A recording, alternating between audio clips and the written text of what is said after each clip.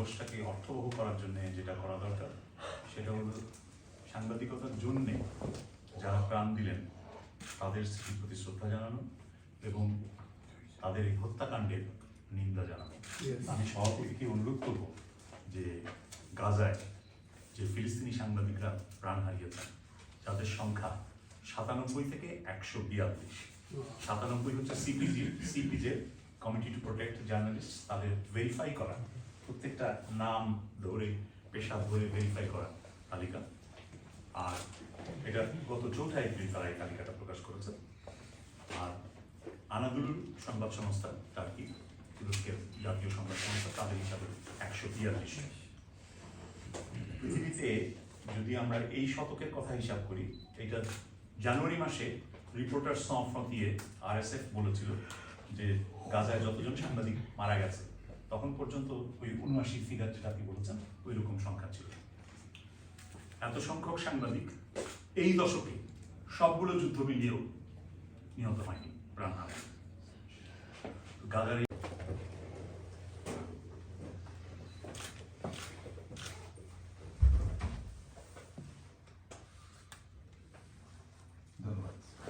কিছু কোয়েশ্চেন আনসারের মতো আমরা সংক্ষেপে যাতে অনুষ্ঠান শেষ করতে পারি এবং এই বিষয়ে আপনাদের চিন্তা ভাবনা এবং আপনাদের অনেকগুলো নিউজ করি, আমাদের কামাল ভাই বা উর্মিয়াপার কথা হতো বা আপনাদের কথায় যদি এই বিষয়গুলো আসে এবং আমরা যদি ভবিষ্যতে আমাদের সাংবাদিকতায় কিন্তু পরিবেশ সাংবাদিকতা বা পরিবেশ বিপর্যয়, জলবায়ু ইস্যুগুলা ব্রিটিশ বাংলাদেশি সাংবাদিকতায় তেমন একটা আসতেছে না। আমরা কিংবা সংবাদপত্র বিভিন্ন ধরনের, তারা বড় বড় রাঘব বোয়াল, তাদের বিরুদ্ধে একজন সাংবাদিকের লড়াই খুবই অসম লড়াই।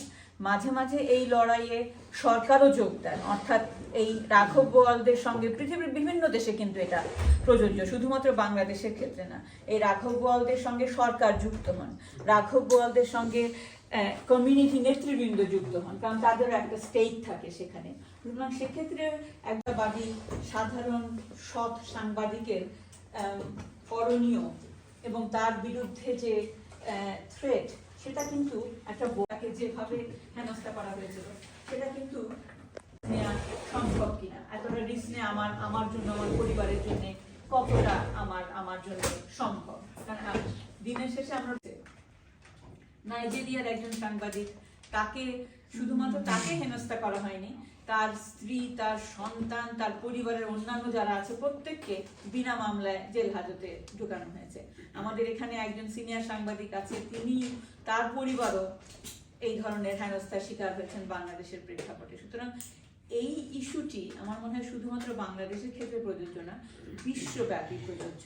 এবং যেহেতু এটি একটি নতুন এরিয়া অফ এক্সপার্টিস আমরা সাংবাদিকরা ডেভেলপ করছি, যেহেতু এটি একটি নতুন বিষয়, আমাদের সবার হয়তো সেই ধরনের জ্ঞান এখন খুব সাধারণভাবে বলতে পারি যে বাংলাদেশের